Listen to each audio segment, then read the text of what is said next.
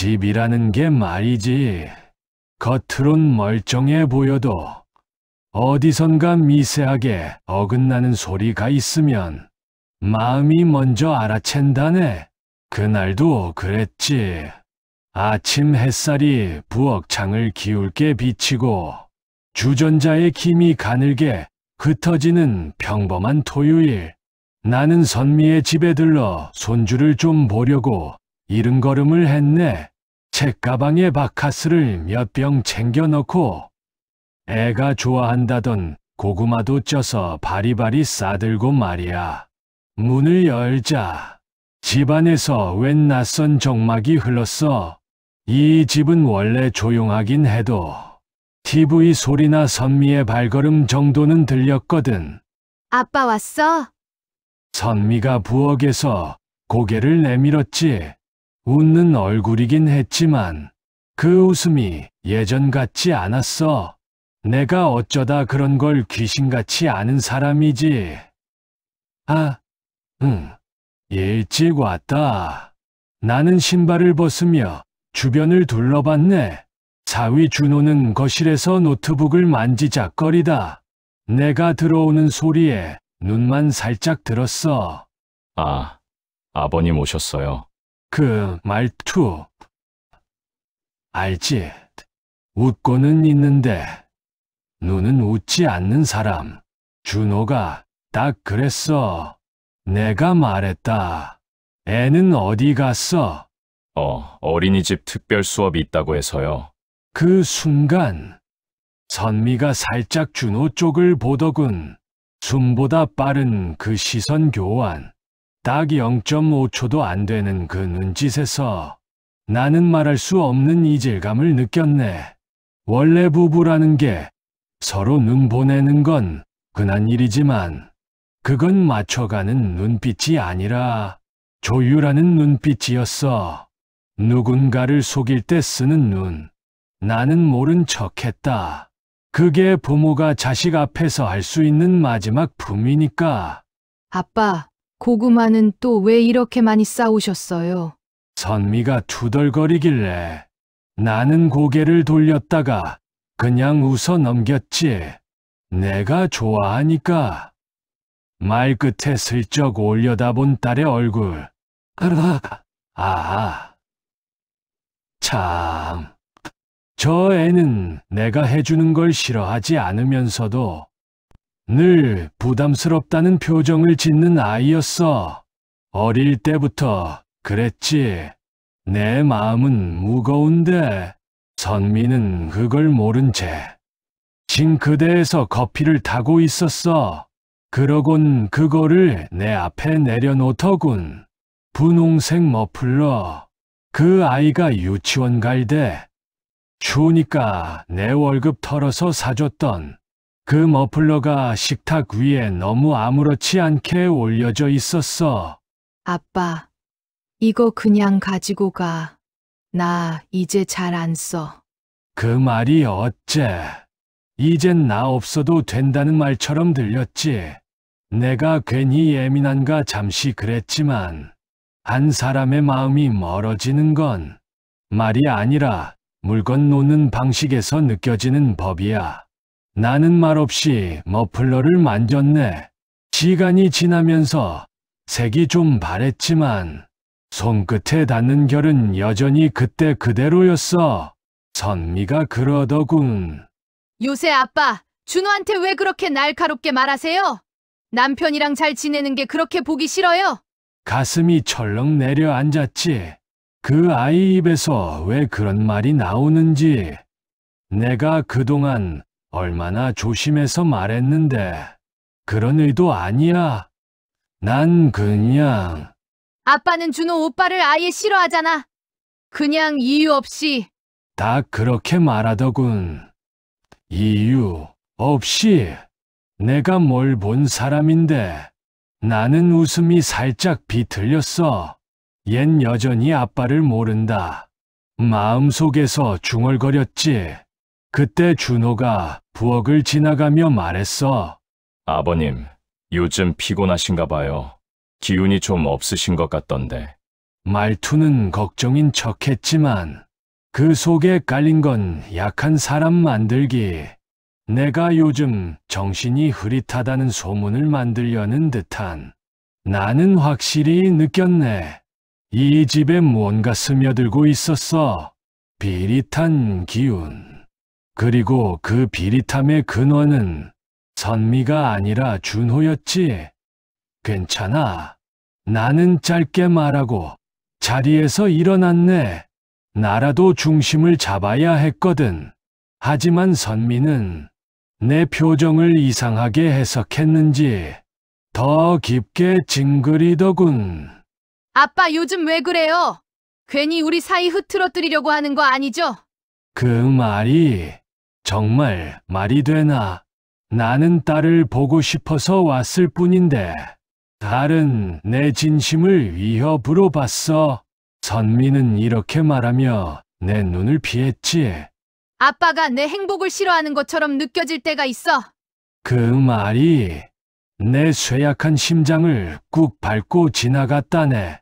그 애한테 그런 말 한 번도 듣고 싶지 않았는데 나는 대답하지 못했어.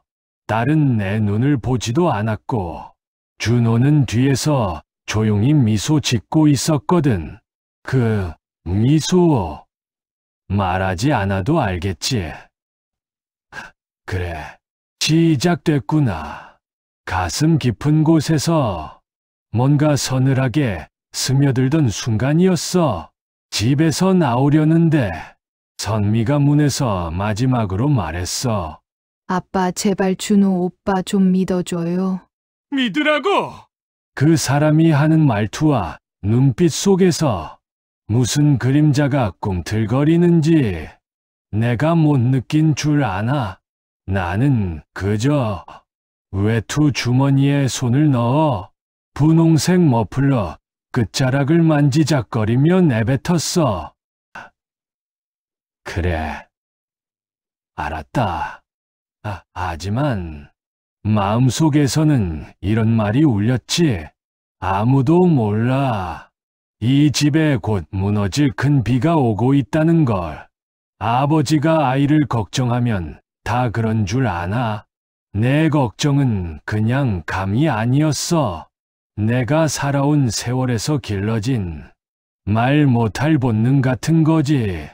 선미 집에서 나와 걷는데 발걸음이 이상하게 무거웠네. 딸에게서 들은 그 말이 등 뒤에서 계속 잡아당기는 것 같았어. 아빠는 준호 오빠를 그냥 싫어하잖아. 그게 무슨 말인가? 내가 그 애를 처음 봤을 때 어떤 마음이었는지 딸녀는 정말 모르는구나 싶었지. 내가 일찍 잃은 아내 대신 선미가 힘든 결혼 생활만 할까봐. 정말이지. 그 사람이 딸을 잘 챙겨주길 바랐었어. 그런데 사람은 말투와 눈빛 하나로 속내를 숨길 수 없지. 나는 그날 이후 조금 더 조심스럽게 지켜보기로 했네. 딸의 남편이니 함부로 단정 짓고 싶지 않았거든. 다음 주 선미가 여기저기 종종 걸음으로 바쁜 틈을 타 나와 준호만 식탁에 마주 앉게 됐지. 그 애는 젓가락을 만지작거리며 슬쩍 말했어. 아버님 요즘 저한테 좀 불편하신 것 같아서요. 겉으론 조심스런 목소리였는데 눈빛은 딸과 멀어지고 싶지 않으시면 조심하셔야 합니다. 라고 말하고 있었지. 나는 일부러 이를 악물고 웃었다네. 아니야, 그런 거. 그런데 준호는 내 말이 끝나기도 전에 이렇게 덧붙였어. 선미가 아버님 때문에 스트레스 많이 받아요. 그 말투와 누굴 탓하는 것도 아니고 걱정하는 것도 아니고 그저 묘하게 나를 고립시키려는 말투였어. 그냥 순간적으로 내 안에 있는 무언가가 훅 끓어오르더군. 그건 내가 알아서 할 일이지. 내 목소리가 참 차갑게 나왔네. 준호는 얄밉게도 작게 웃으며 고개를 끄덕였지. 네, 알아서 하세요. 다만 선미가 요즘 불안정해서요. 그 말은 꼭 당신 때문에 선미가 힘들다 라고 들렸어. 나는 그 말에 뼛속까지 서늘해졌네. 식사 후 선미가 부엌에서 설거지를 하는 동안 준호는 베란다에서 누군가와 통화를 했어. 나는 일부러 베란다 창 너머로 조용히 다가갔지. 예전부터 듣는 건 그리 떳떳한 짓은 아니라 생각해왔지만 부모 마음이란 게 남은 체면보다 자식의 안전이 먼저니까. 응, 이번엔 확실하게 해야지. 걱정 마. 보험도 다 들어놨어. 그 말을 듣자 손끝이 싸늘해졌어. 그리고 마지막 문장. 선미는 모르게 그대로 진행하자. 자기야. 숨이 턱 막혔네. 분명히 들렸어. 자기야라고 했다. 누구랑 통화하는지는 말 안 해도 알겠더군. 나는 소리 없이 뒤로 물러났네. 딸이 듣지 않도록. 딸 앞에서 무너져 보이고 싶지 않아서 머릿속에 버런 번개가 톡 하고 치는 기분이었지. 하지만 아무 말도 할 수 없었어. 증거가 없으니까. 딸은 또 아빠, 왜 준호 오빠를 오해해? 그렇게 말할 게 뻔했거든. 근데 뒤에서 목소리가 들렸어. 아빠, 나는 놀라 뒤돌아봤고 선미가 거기 서 있었지. 세제가 아직 손등에 묻어 있었고 얼굴에는 내가 믿고 싶지 않은 표정이 떠올랐어. 아빠 혹시 또 준호 오빠 의심해서 몰래 듣고 있었어요? 그 말에 내 숨이 턱 막히더군. 그게 아니고. 아빠 요즘 왜 이래요? 왜 자꾸 우리 사이를 흔들려고 해요? 나는 억울해서 말문이 막혔어. 내가 잘못한 게 아닌데 마치 큰 잘못이라도 한 사람처럼 딸의 눈이 날 찌르고 있었거든. 그때 준호가 다시 나타나 딸 어깨에 손을 올렸지. 선미야, 아버님 좀 힘드신가 봐. 우리 너무 압박하지 말자. 그 행동, 그 말투, 마치 날 불쌍한 노인이라고 규정해버리는 듯한 느낌. 선미가 말했어. 아빠 정말 실망이에요. 아, 그 말이 정말이지.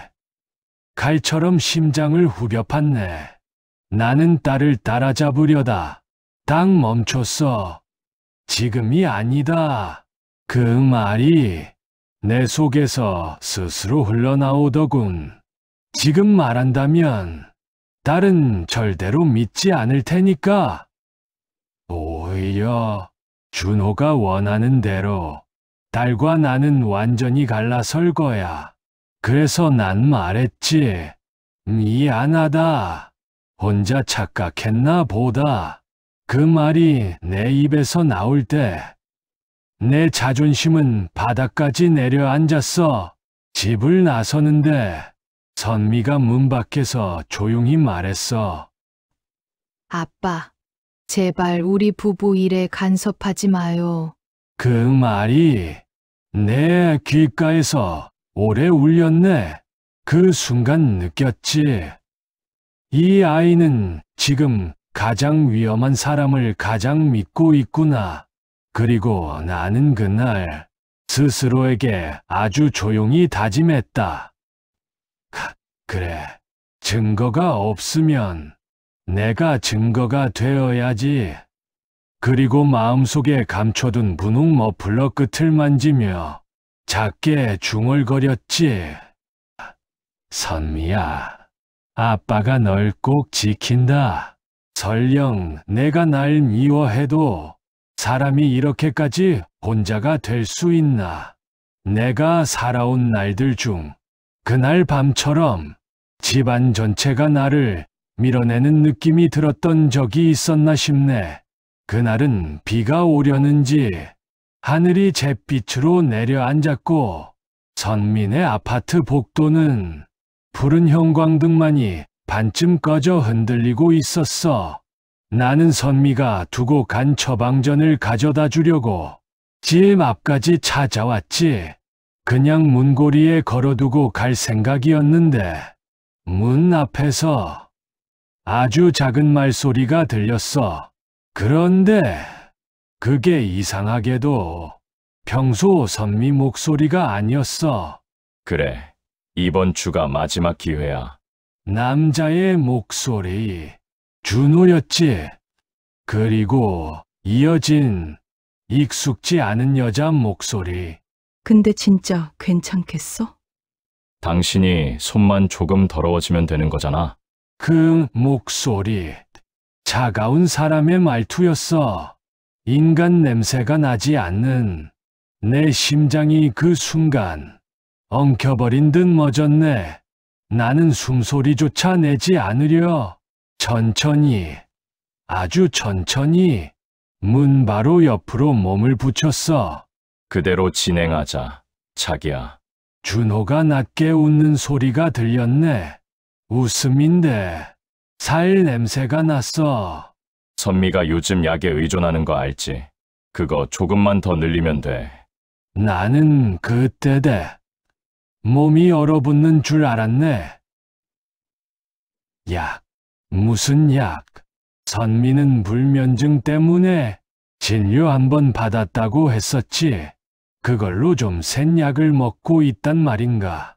최유진이라는 이름의 그 여자. 그러니까 상간녀는 살짝 들뜬 목소리로 말했어. 그럼 자연사처럼 보인다고? 그렇지. 준호가 대답했어. 게다가 보험도 들어놨다고 했잖아.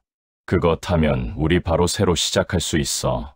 그 순간 내 무릎이 힘없이 꺾여 문 영벽에 털썩 기댔네. 내 몸에서 뭐가 쏙 빠져나간 느낌이었어. 아니, 이게 사람이 할 말인가? 그럼 지금까지 준호가 선미를 어떻게 대해온 거지? 나는 그저 문 뒤에서 입을 틀어막았어. 비명이 나올 것 같아서. 그리고 아직 끝이 아니었어. 아버지는 어떻게 할까? 최유진이 장난스럽게 묻더군. 근데 그 시아버지는 그 사람 눈치 엄청 빠르던데. 준호의 목소리가 갑자기 낮아지고 깔끔하게 정리된 말들이 이어졌지.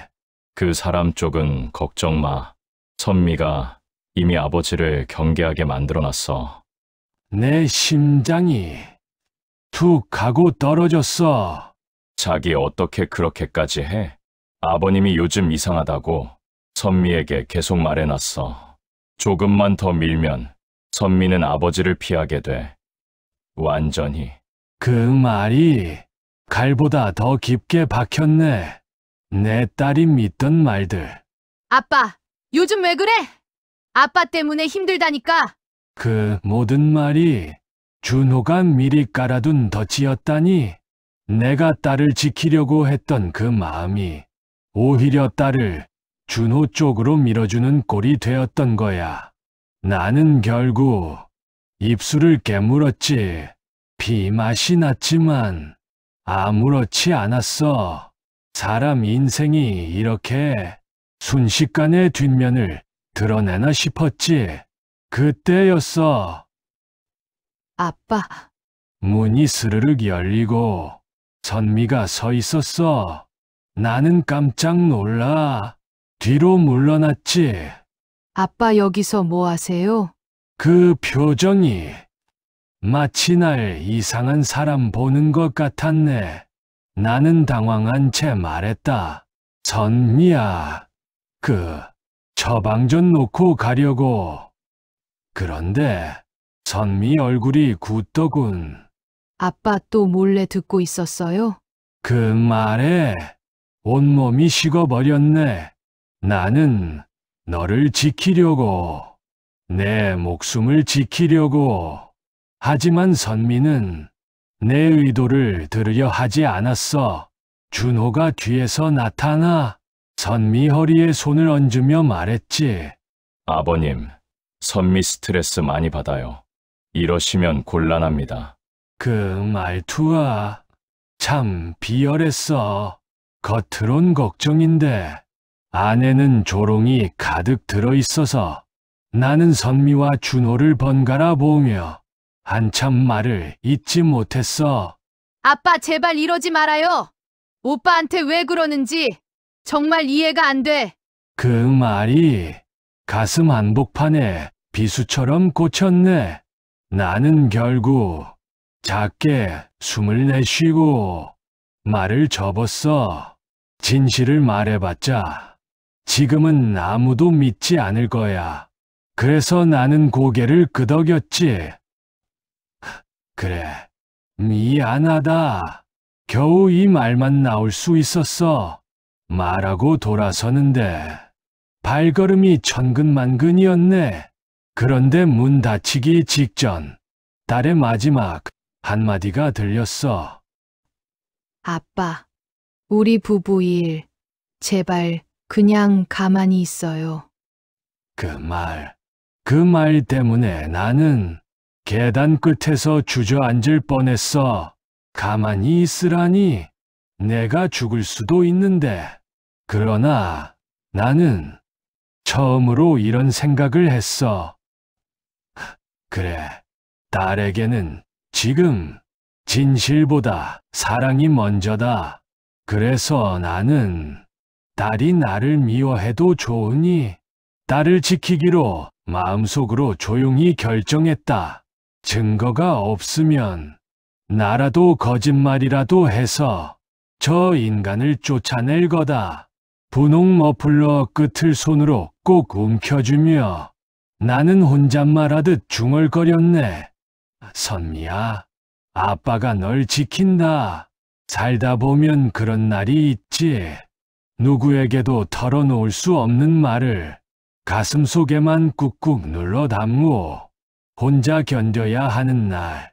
그 밤이 그랬네. 준호와 그 여자의 대화를 들은 이후 나는 집으로 돌아와도 어찌해야 할지 감이 안 잡혔어. 내 손은 선미가 쓰던 그 분홍 머플러를 저절로 만지고 있었지. 이걸 사주던 날 내가 얼마나 환하게 웃었는지 아빠는 아직도 기억난다. 나도 모르게 중얼거리는데 갑자기 목이 꽉 잠기더군. 눈가가 뜨거워지는데 참았어. 지금 울어선 안 되니까. 딸을 지켜야 하는데 아버지가 흔들리면 안 되는 거지. 하지만 진짜 문제는 따로 있었어. 나 혼자 이걸 감당할 수 있을까? 준호를 막으려면 딸에게 나쁜 아버지가 되어야 할지도 몰라. 그걸 내가 감당할 수 있을까? 나는 그날 밤 거의 잠을 이루지 못했네.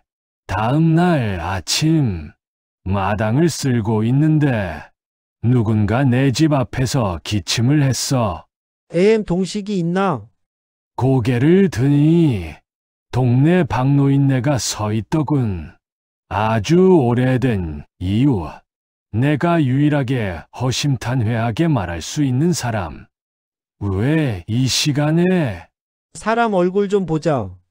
어제 표정이 영 아니더만.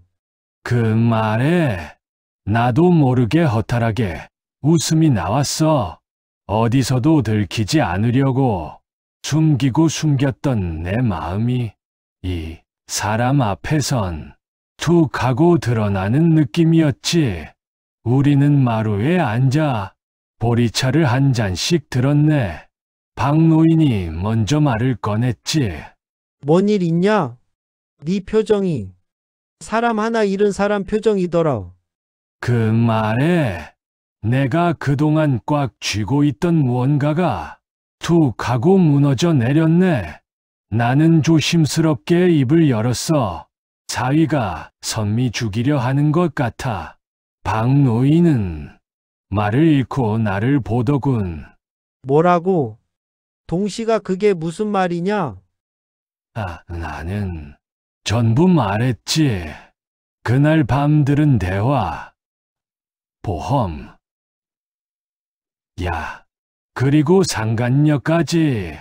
박노인은 몇 번이고 이런 미친. 하고 말하며 숨을 고르더군. 근데 선미한테 말했나? 말해도 안 믿어. 왜? 준호가 벌써 선미한테 내가 이상해졌다고 말해놨더라고. 박노인의 눈썹이 번쩍 올라갔어. 그놈 아주 치밀한 놈이구먼. 나는 한숨을 길게 내쉬었네. 그래서 난 이제 뭘 해야 할지 모르겠다. 선미는 날 믿지도 않고 오히려 날 피하려 해. 박노인은 조용히 내 손등 위에 자기 손을 올려놓더군. 동씨가 아버지가 딸을 지키는데 체면이 뭐가 중요하냐?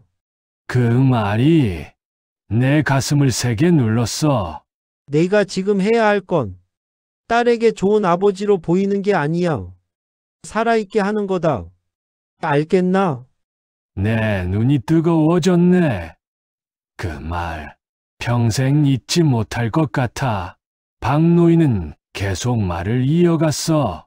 네가 미움받더라도 쫓아낼 건 쫓아내야지. 나는 그 말에 고개를 천천히 끄덕였네. 맞아. 그 놈을 집에서 떼어놔야 해. 지금 당장. 박노인이 웃더군. 그래. 너는 늘 조용했지만 큰일 벌일 때는 정확한 놈이었지. 그 말에 나도 모르게 씁싸름한 미소가 지어졌어. 근데 동씨가 증거는 있나? 없지. 그런 말로는 안 된다. 행동으로 해야지. 나는 눈을 감고 깊게 숨을 들이켰다. 그래. 이제는 설명도, 변명도, 눈치도 필요 없다. 딸이 날 오해하더라도 아빠로서 할 일을 해야지. 떠나기 전 박노인이 내 어깨에 손을 얹고 말했지. 동씨가 세상에 딸 목숨보다 중요한 게 어디 있나? 미움받아도 괜찮다. 나중엔 다 알게 된다. 나는 그 말을 마음에 깊게 새겼네. 그날 밤 나는 선미에게 전화를 걸었다. 몇 번이나 울리다가 겨우 딸이 받았지. 왜요, 아빠? 그 말투와 이제 완전히 경계하는 목소리가 되었더군. 선미야, 혹시 준호랑 어디 외출했나? 아빠가 왜 그걸 묻죠? 나는 말하고 싶은 걸 꾹 눌렀어. 그냥 조심 좀 해야. 아빠가 또 왜 이래요? 내가 한숨을 쉬는 소리가 전화기 너머로 새어나가자 딸은 차갑게 말했네. 아빠, 우리 부부 문제에 간섭하지 마세요. 나 힘들어요. 딸은 전화를 끊었고 나는 화면에 찍힌 딸 이름을 오랫동안 바라봤지. 힘들다. 그 말이 내 가슴 깊은 데까지 파고들었어. 딸은 진짜 어디까지 몰려있는 걸까? 그날 밤 잠을 자려고 누웠지만 눈을 감으면 딸의 얼굴, 준호의 말투, 상간녀의 비웃음이 머릿속을 들쑤셨어. 결국 나는 이불을 걷고 일어났지. 그래, 더는 못 기다리겠다. 나는 딸 집의 비밀번호를 눌렀다. 며칠 안 된 일이니 아직 바뀌지 않았지.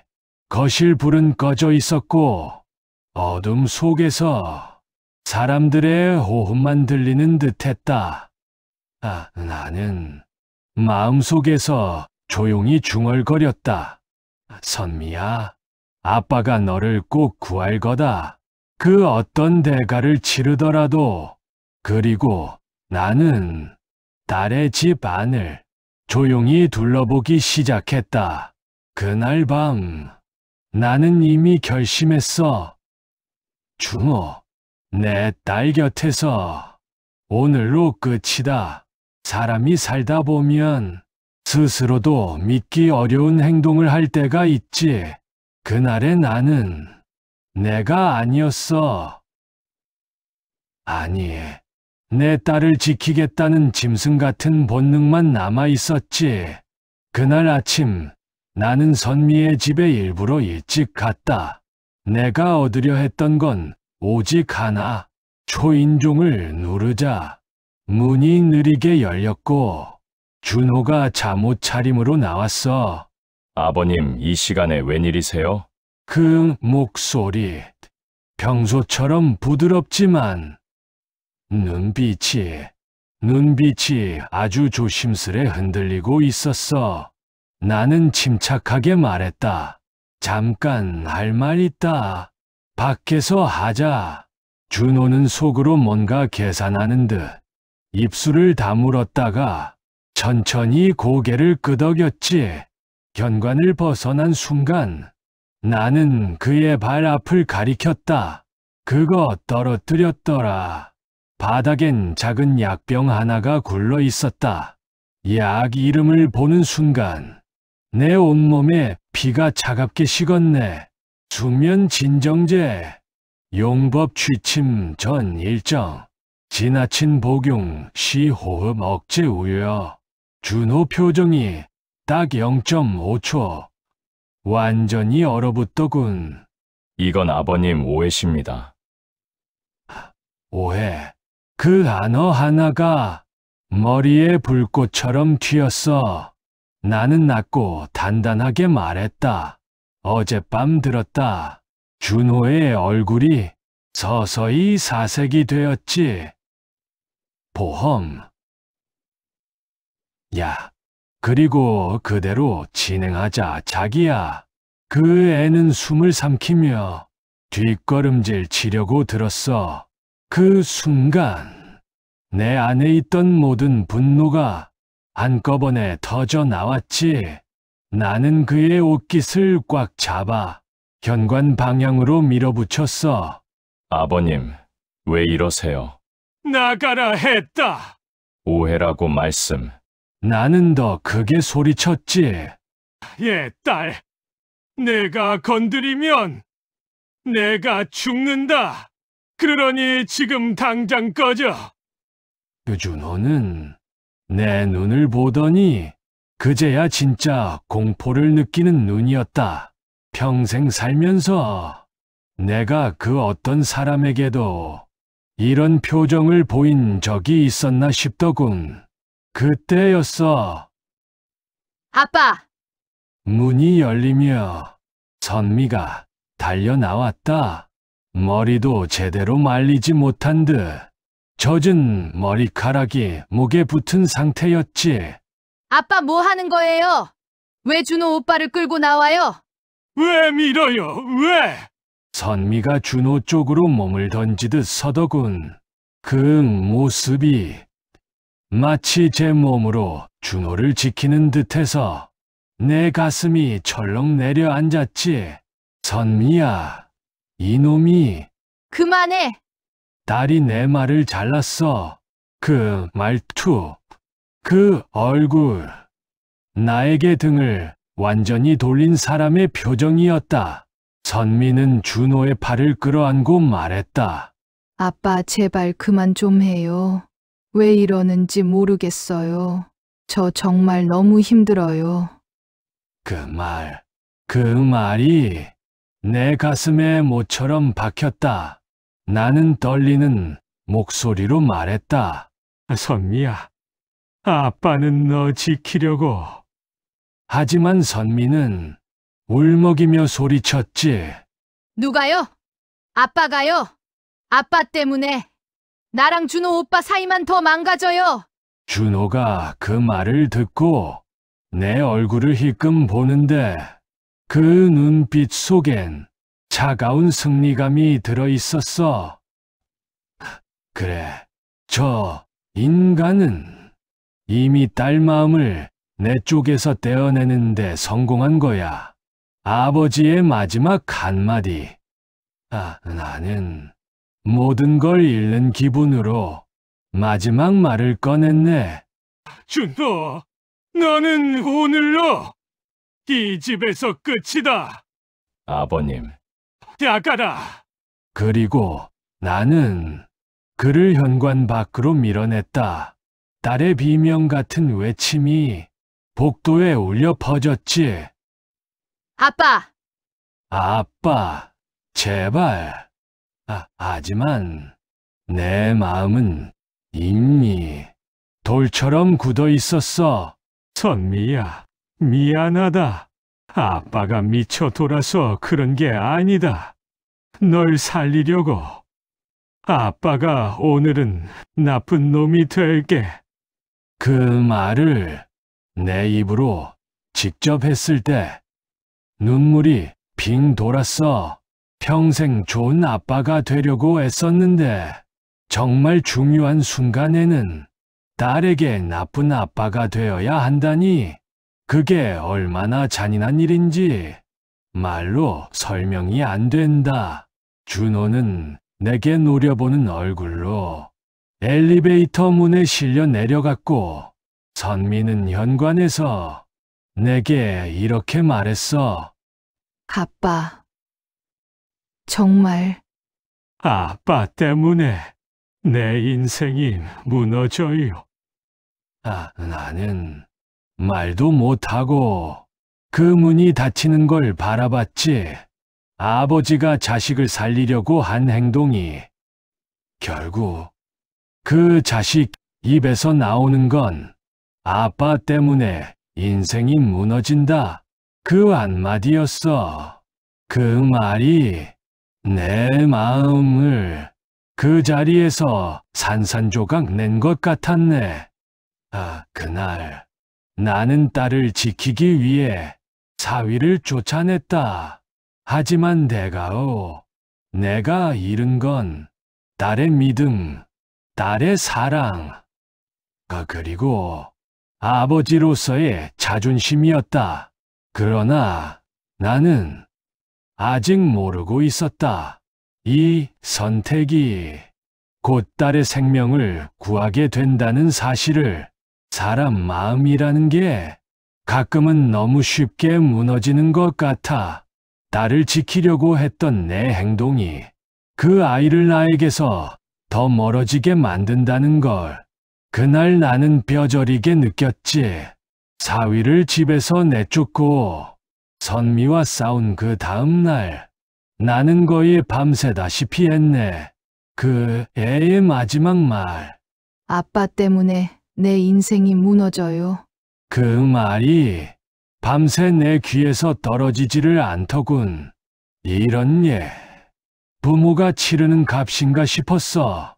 딸이 살아있다는 가정 아래서만 받아들일 수 있는 값이지만 다음 날 오전 나는 혹시나 하는 마음에 딸에게 전화를 걸었어. 선미야, 어디 있냐? 아빠한테 말할 필요 없어요. 목소리가 얼음 같았어. 어디 있는지만. 오늘은 회사에도 안 가요. 준호 오빠 힘들어 하니까요. 그 말에 숨이 죄어왔네. 아니, 그 놈이 힘들어. 너를 죽이려던 놈이 내가 목소리를 낮추려 얼마나 노력했는지 모른다. 선미야, 제발. 오빠 말만 믿지 말고. 아빠, 딸 목소리가 칼처럼 날카로워졌어. 또 시작이죠? 제발 그만해요. 아빠 요즘 진짜 이상해요. 정말이지. 그 말은 내 심장에 비수처럼 박혔다. 이상한 건 아냐? 아니면 너 주위에 있는 저 인간들이냐? 하지만 말하지 않았어. 딸은 이미 내 말을 들을 준비조차 안 돼 있었거든. 점심 무렵 전화 한 통이 왔어. 사위 준호였다. 아버님, 오늘 오전에 선미가 많이 울었어요. 그 말투, 마치 내가 딸을 학대라도 한 사람처럼. 그만 좀 하자. 내가 낮게 말했지. 그랬더니 그 애가 아주 조심스레, 그러나 날 철저히 공격하는 어조로 말했다. 아버님, 요즘 말씀하시는 게 정상적이지 않아요. 혹시 병원 한번 가보시는 게. 그 말에 내 머릿속에서 뭔가 딱 부러지는 소리가 들렸어. 내가 미쳤다는 거냐? 아니요. 오해하시는 겁니다. 저는 그냥 선미가 너무 힘들어서요. 둘이서 계속 아버님 때문에 싸우니까. 그 말을 듣는 순간 나는 딱 깨달았다. 이 녀석은 나를 고립시키고 싶어 한다. 딸에게서 나를 떼어놓고 홀로 만들고, 그리고 딸을 없애고 보험금을 챙기고 새 인생을 시작할 작정이겠지. 어쩌면 그 계획에서 나는 너무 일찍 눈을 떠버린 사람이고, 그래서 그는 지금 나를 미친 사람으로 만들고 있는 거지. 며칠 지나지 않아 동네 사람들의 시선이 바뀌기 시작했다. 마트에서 만난 아줌마가 이상하게 나를 위아래로 훑어보더니 말을 흐리더군. 동식 씨 요즘 괜찮죠? 아, 네. 딸이 그러던데. 아버지가 요즘 좀 불안정하다고. 그 말을 듣는 순간 심장이 철렁 내려앉았다. 누가 그래요? 아, 요즘 아파트에서 말이 많더라고. 준호, 저 놈이 동네까지 이용한 거야. 나는 아무도 없는 길가에 서서 한참을 움직이지 못했지. 딸에게까지 불신을 심어놓고 이제 주변 사람들까지. 그 놈이 치밀한 건 알았지만 이 정도일 줄은 몰랐네. 그날 저녁 문 두드리는 소리가 났어. 문을 열자 선미가 서 있었다. 얼굴이 말라있고 눈가가 푸르게 가라앉았는데 그럼에도 그 표정은 절벽처럼 굳어 있었어. 아빠, 제발 우리 삶에서 조금만 물러나 주세요. 그 말이 내 귀에서 먹먹하게 울렸다. 선미야. 아빠는 나한테 도움이 안 돼요. 그 말에 가슴이 내려앉았다. 아빠가 자꾸 이러니까 준호 오빠랑 정말 끝날 것 같아요. 진짜 아이러니하지. 끝나야 할 사람은 준호인데. 나는 손을 떨며 말했다. 선민이야, 저 사람 너를. 그만! 딸이 소리쳤다. 그리고 아주 조용히 마치 이미 마음을 정한 사람처럼 말했다. 아빠가 우리 부부를 망치고 있어요. 다신 우리 집 근처에도 오지 마세요. 문이 닫히는 순간 나는 그 자리에서 무너져 내리듯 의자에 앉았네. 그 문 소리가 더 이상 내 귀에 들리지 않을 만큼 내 마음이 부서진 상태였어. 밤이 깊어가도록 나는 아무 말도 하지 못했다. 아버지가 딸을 지키려 했던 그 마음이 세상 어느 누구에게도 닿지 않았다. 딸은 날 미워하고 사위는 절반의 승리를 거뒀고 동네는 나를 이상한 사람 취급하고 나는 완전히 혼자가 되었어. 분홍 머플러 하나만이 내 무릎 위에 남아 있었지. 그걸 손가락으로 천천히 쓸며 지금까지 참아내던 감정이 터질 듯 치밀어 올랐어. 선미야, 아빠가 너를 어떻게 지키냐? 그 말을 중얼거리는데 눈물이 뚝 하고 떨어지더군. 그날 밤은 이상하리만큼 너무 조용했어. 마치 큰 폭풍이 오기 직전에 진짜 정적, 그 정적 속에서 나는 깨달았다. 지금까지는 오해였다. 이제부터는 싸움이다. 사람 인생이란 게 이렇게도 뒤집힐 수 있는지 나는 그날 처음 알았다네. 모든 게 무너지는 데는 오래 걸렸지만 진실이 드러나는 데는 딱 단 하루. 아니, 단 몇 분이면 충분했어. 그날 오후 하늘은 맑기만 했는데 내 마음은 회색빛이었다. 딸이 다신 오지 마세요. 그 말 남기고 떠나고 나는 하루 종일 아무것도 먹지 못했지. 그저 머플러 끝을 감싸 쥐고 같은 말만 반복했네. 제발 아무 일도 일어나지 말아라.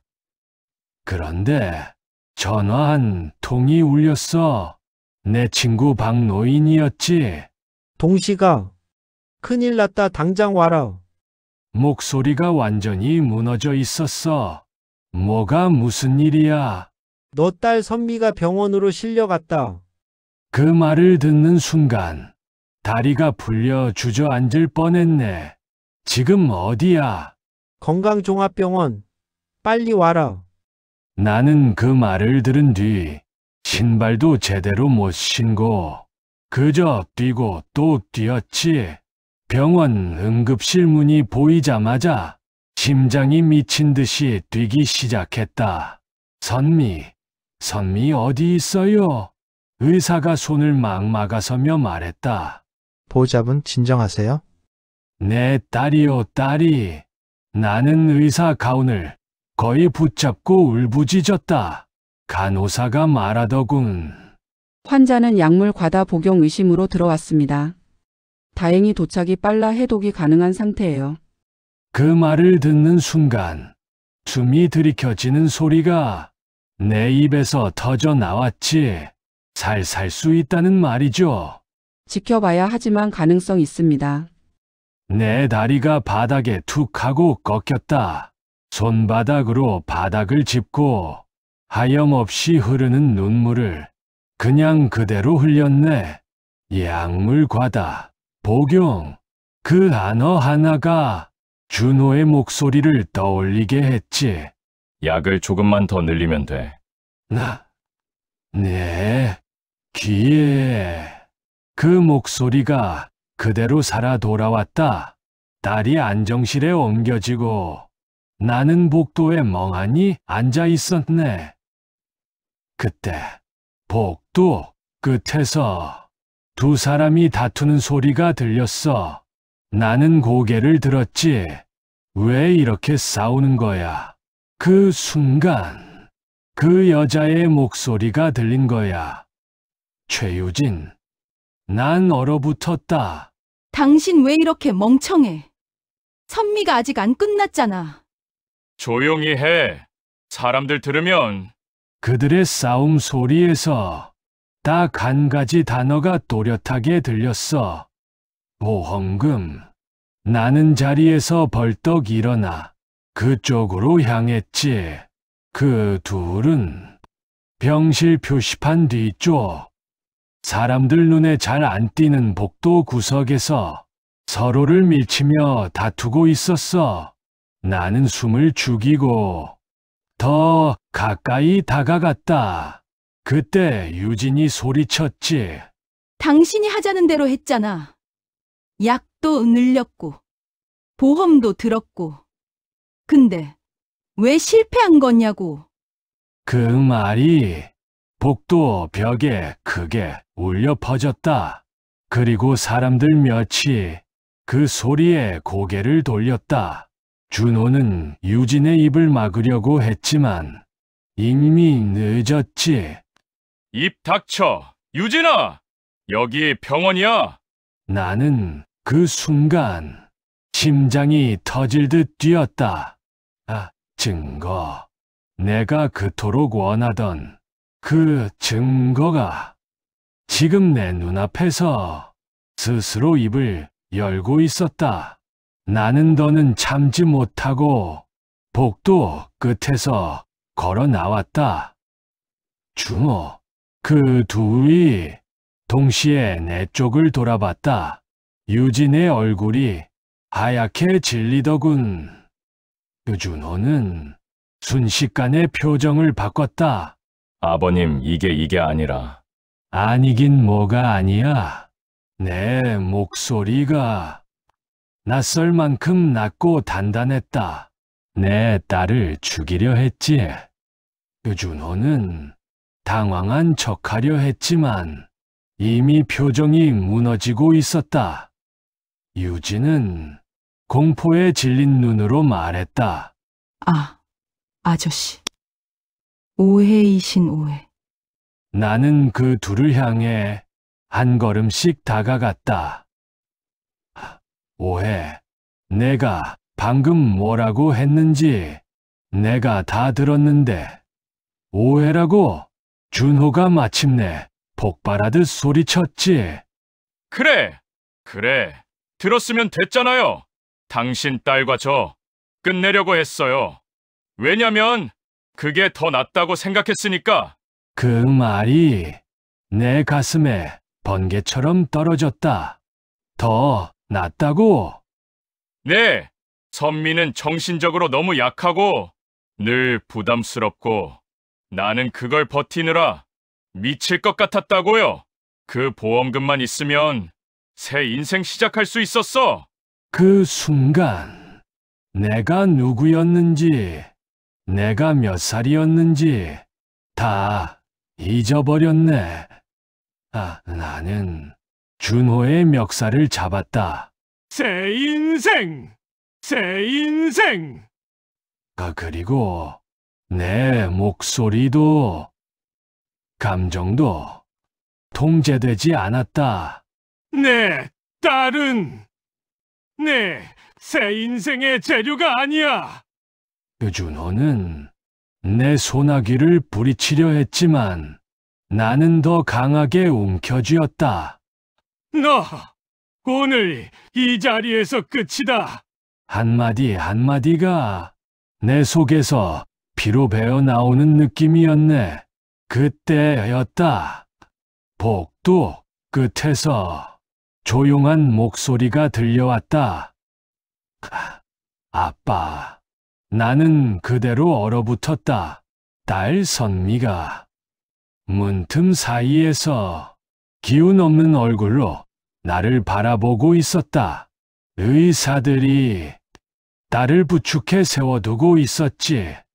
선미는 준호와 유진을 번갈아 보더니 아주 천천히 고개를 저었다. 오빠, 진짜였어? 준호의 얼굴이 일그러졌다. 선미야, 그게 아니라. 진짜였어? 선미의 목소리는 이 세상 어떤 말보다 슬프고 기대도 절망도 모두 들어있었다. 나 죽이려고 했어? 준호는 입술을 절레 떨었다. 선미야, 나는. 하지만 아무 말도 못했다. 할 말이 없었겠지. 딸이 그 자리에 주저앉아 어깨를 떨며 울 때 내 가슴이 찢어졌다. 달려가 안아주고 싶었지만 나는 한 발짝도 움직이지 못했어. 그 아이가 스스로 말할 때까지 기다려야 한다는 걸 알고 있었거든. 그리고 딸은 아주 천천히 고개를 들어 나를 봤다. 아빠 말이 전부 맞았어요. 그 말이 내 가슴을 깊게 파고들었다. 나는 그 자리에서 숨도 제대로 못 쉬고 그저 고개만 끄덕였네. 응, 선미야. 괜찮다. 내 목소리는 이미 울음으로 젖어 있었다. 딸은 떨리는 손으로 자신의 입을 가리고 계속 울었다. 아빠, 미안해요, 아빠를. 그렇게 말해서 그 말이 날 완전히 무너뜨렸다.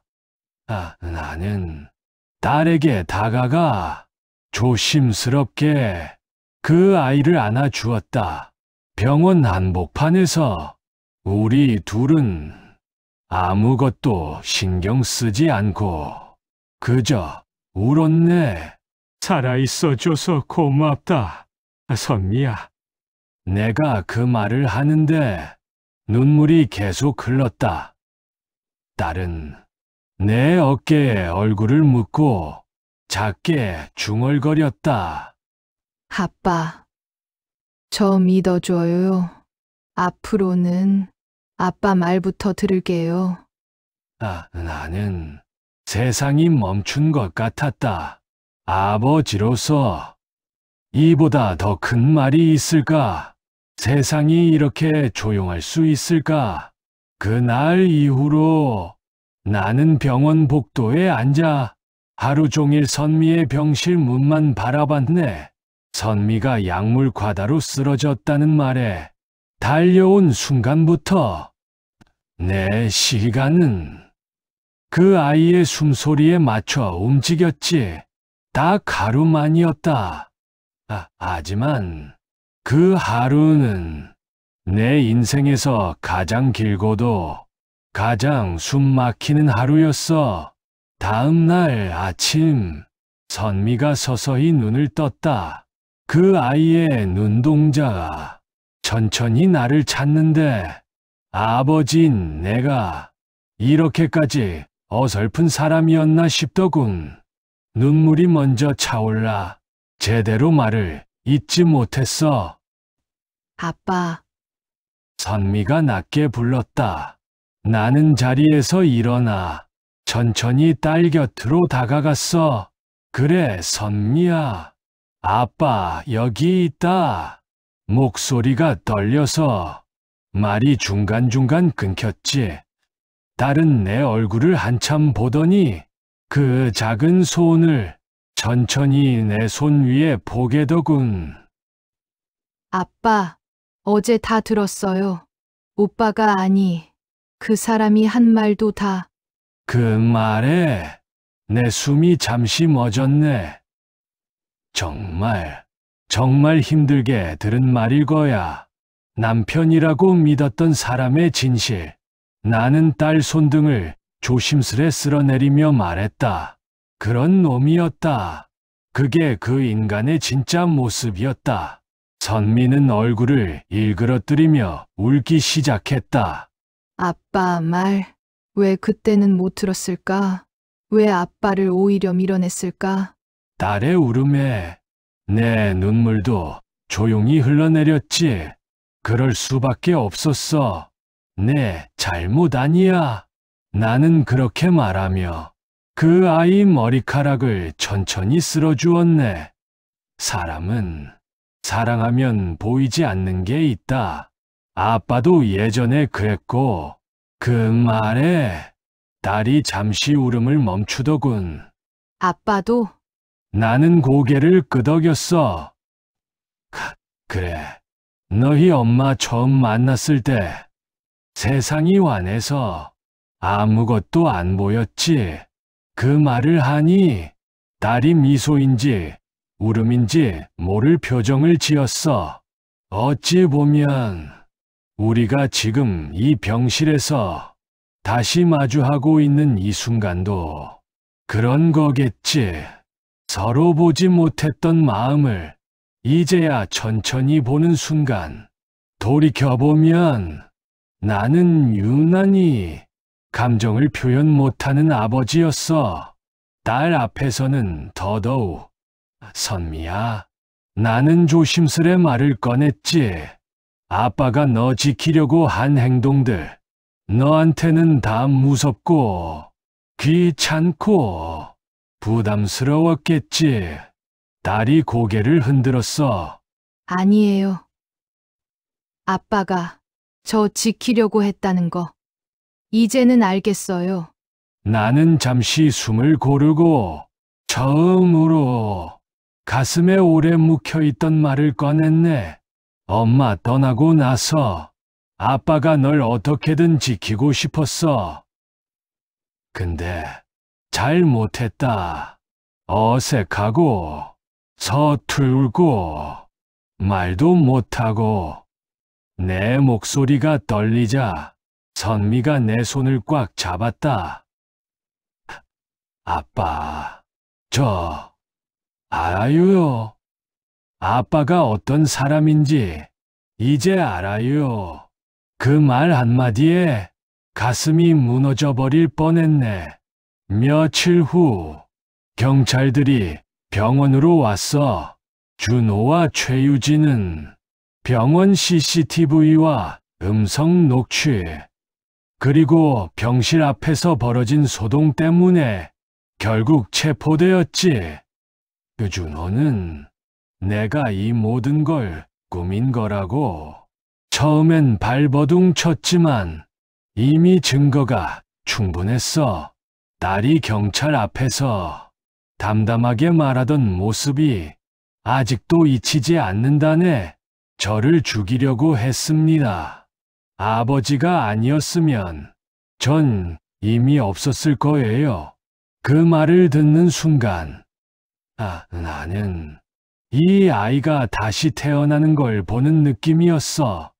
선미는 그 사건을 통해 완전히 다른 사람이 되었다. 더 강하고, 더 단단하고, 더 똑똑하게. 그건 아버지인 내게는 한편으로 안심이 되면서도 또 한편으로는 그동안 이 아이가 얼마나 외로운 싸움을 혼자 했는지 깨닫게 하는 씁쓸한 마음이었네. 딸이 퇴원하던 날, 나는 분홍 머플러를 깨끗하게 빨아서 작은 종이 봉투에 넣어 가져갔다. 퇴원 수속을 마치고 병원 밖 벤치에 잠시 앉았을 때 나는 봉투를 딸에게 내밀었지. 뭐예요?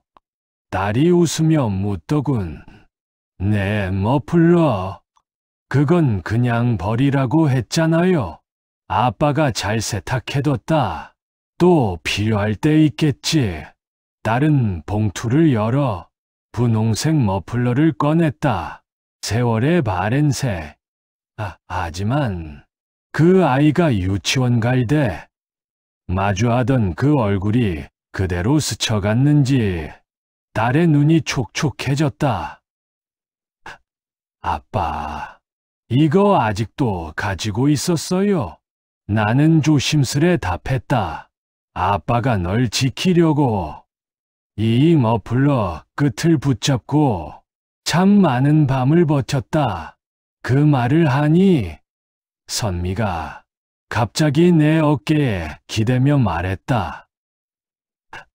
아빠, 저거 이제 아빠 없이는 못 살아.